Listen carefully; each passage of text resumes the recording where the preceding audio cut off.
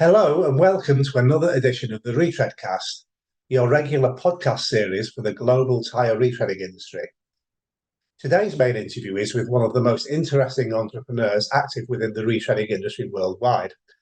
Haarjeev Kandhari is the CEO of the UK's largest independent retreader, Vaculug, and since his acquisition of the company in 2018, he's been one of the leading proponents of the retreading industry's sustainability credentials. But as you will see, he has strong views on a variety of subjects. So why don't we go over to Grantham right now and hear what he has to say.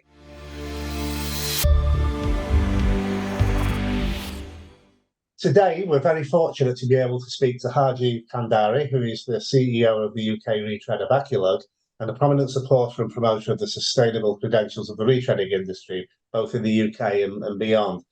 Good afternoon, Haarjeev, and welcome to the Retreadcast. David, thank you for having me. Appreciate it. Nice to see you again. Absolutely. Nice to see you as well. Now, the first question I wanted to ask you was, Vaculug's been a leader in promoting the sustainability of the retreading industry. So what I wanted to ask was how you thought, how can the industry make the sustainability credentials of the industry count better? Obviously retreads are sustainable by nature, right? I mean, it's one of the reasons I invested in retreading was, part of that sustainability journey. I'm a fourth generation tire entrepreneur, and I think my family's been polluting the earth for the last 3 generations with tires. So something to give back. So retreading is clearly very sustainable. Our little factory alone saves, over 7 million kilos of carbon last year alone, and growing. And the statistics are out there, the level of rubber we save, etc. We need to get that out there more, using people like yourself in the media, talking to fleets. And it's surprising how many conversations we've had where we're still today people in fleets, and these are significant fleets that say, well, oh no, retreads, no, they're bad for the environment. Those tires on the side of the road are, retreads. And I'm like, actually, no, they're not. By definition, they're not. So it's not good for us in terms of safety credentials and this and that. So we actually, before even promoting the sustainability, are promoting the safety and saying, well, these are actually safe products. They're on, every aircraft landing pretty much that you're on. They're on school buses in the United States by law. Obama put that law in.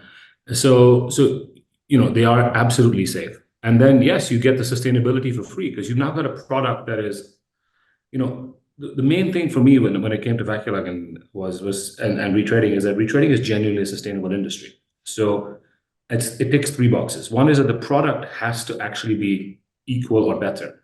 So a retread is 375,000 miles. We've had our retreads go on that. That's 15 times around the world.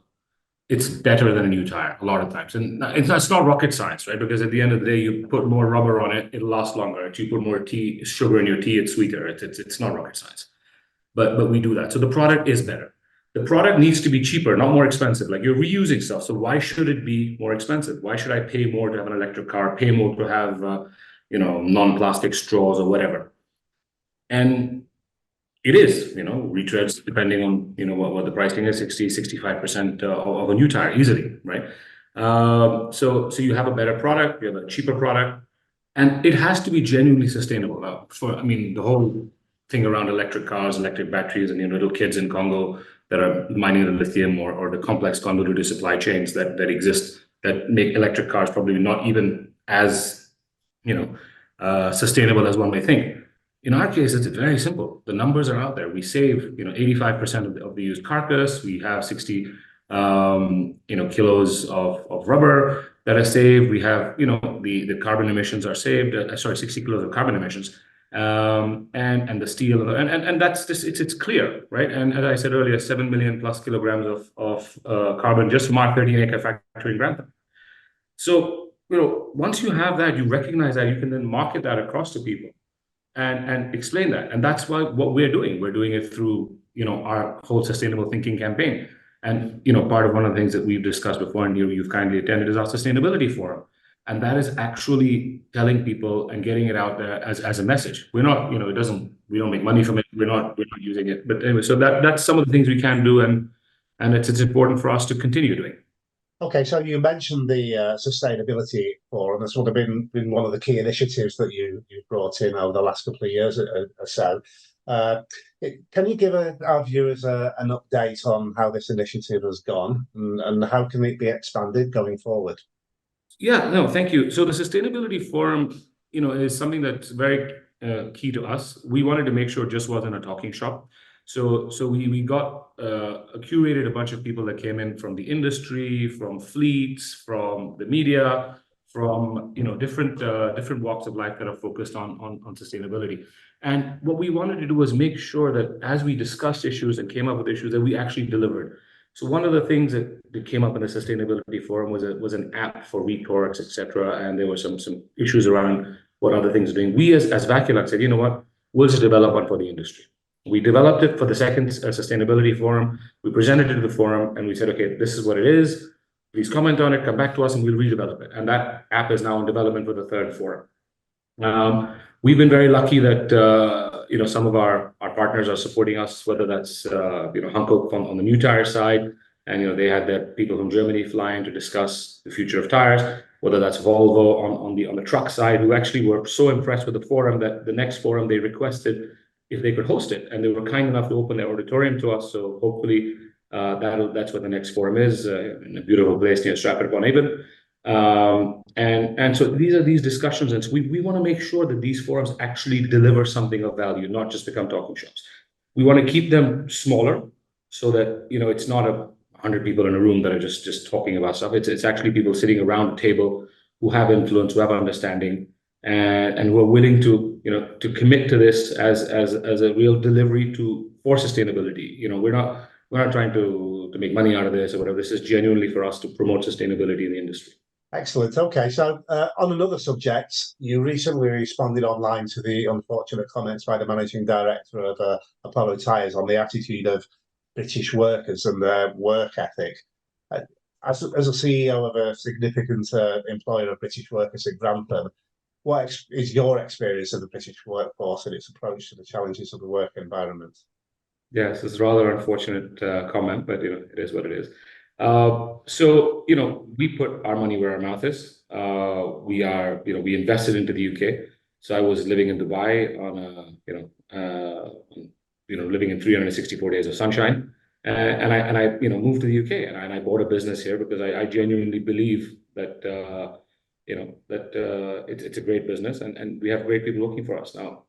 We are very lucky, I think. Our team is phenomenal.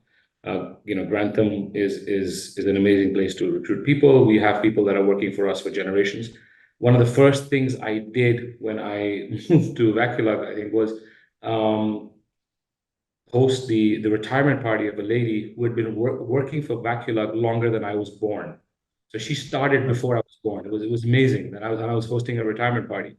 We have fathers and sons working for us, father-in-laws and sons-in-laws, brothers, and it's a real genuine family atmosphere. And to be perfectly honest, yes, British people go down to the pub. So what?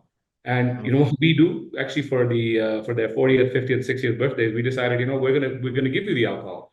So for the 40th birthday, we give 400 cans of beer, 50th birthday 500 cans of beer, and 60th birthday 600 cans of beer. The only proviso is that you can't come to work the next day because there's no way in hell you're going to operate my machinery after that much beer. So you know what? As far as I'm concerned, like I put the comment online, the only people that are drinking the beer is because we're serving it. But no, we are very, very proud of our workforce in Grantham. They're doing an amazing job. They're very reasonable people. They are proud of what they do, and they genuinely understand the concept of sustainability. They're working hard for it. They come in and it's great. And I don't go to the back of the factory that often. I don't need to. Our senior team are managing it. Brian, who is probably one of the best plant managers in the UK today, without a doubt. And he runs a great show, and his people are amazing, and we're very proud of them. Excellent. So that's great. That's great to hear.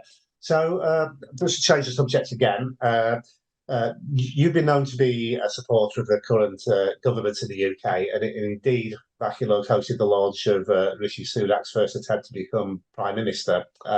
So with a general election looming, what are you hoping to see from the next budget to support businesses such as yours, and what would you like to see from them in terms of support for sustainable businesses? Yeah, so I mean, we are not supporters of any government. We're not political as a business. Whoever's in power, as long as they're doing a good job for the country, we'll support them.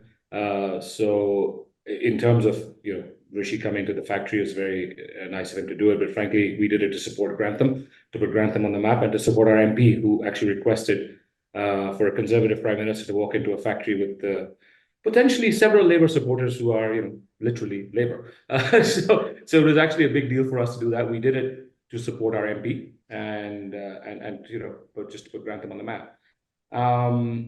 And so, yeah, so from that perspective, whoever's in power is in power. We're businessmen. We just want a good climate for business that is, sustainable in itself. In terms of what the government can do for us, well, the government, to be perfectly clear, does absolutely nothing for us. Right? We have nothing from the government, no support at all. It's not a quip. It is what it is. I think this government should support sustainable businesses. They should, allow us some form of grants or whatever for all the sustainability we do. But let alone all that, the one thing that the government does and I guess it's a bugbear, it's an annoyance, whatever you want to call it, is that they don't allow us to classify avoided emissions as emissions, which is crazy because, I mean, we help save more than 7 million kilos of carbon going into the atmosphere. If my little factory didn't exist, that would be in the atmosphere. The UN says avoided emissions should be counted, but they don't count it. So my factory, which is technically net positive if you count avoided emissions, is now classified as, an emitter. And we're working very hard to be net zero, which we will be before 2030. We committed. We're the only retailer in the world to have committed to net zero by 2030. We're going to be well ahead of that. We wouldn't have committed if we didn't have the plan in place. But yeah, so that's my little bugbear with the government.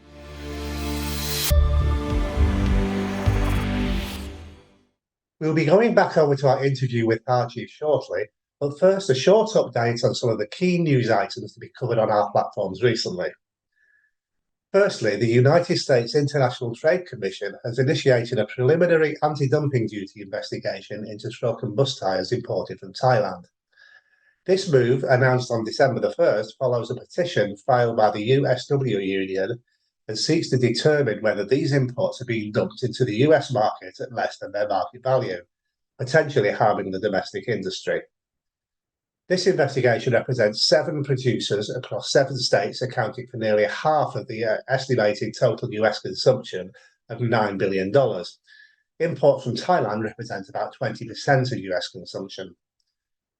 This investigation highlights the ongoing challenges facing the US tire industry amidst global competition, and the outcome of this inquiry could have far-reaching implications for producers and consumers alike, as well as the retreading industry.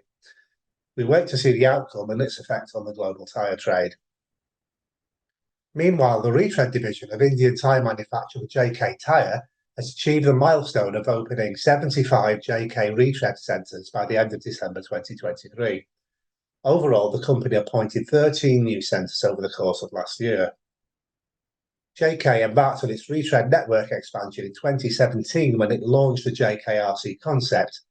The objective was to upgrade the retreading standards in the country in line with the changing dynamics of the transport sector.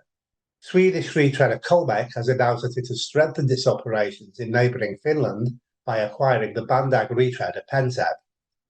Significantly, the acquisition of Pentep means that Colmek will now have Bandag retreading products in its portfolio. According to Colmek CEO Patrick Sjölin, the acquisition will be a new milestone for Colmek to start an interesting strategic cooperation with Bandag and Bridgestone.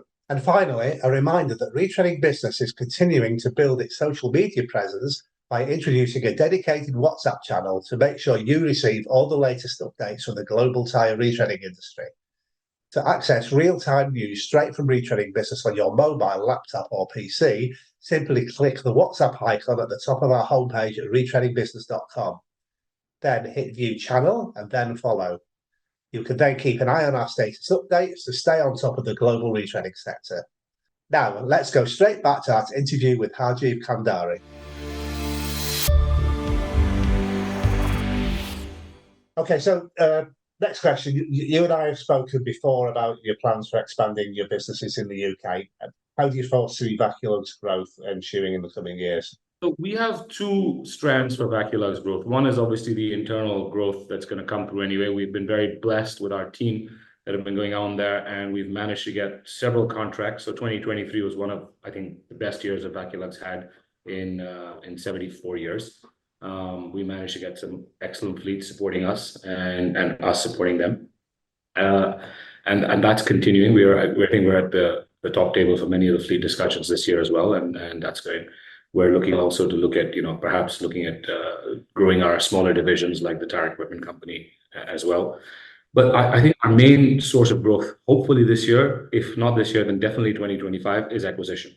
So we are, a cash-rich company. We're looking to buy for cash, and we're looking to grow that business. Where we buy, what we buy, those are dependent on what's available, whether we go up the chain, down the chain, sideways, or just a completely different business, like when we bought the tire equipment company, and make it profitable. But that is definitely our strategy.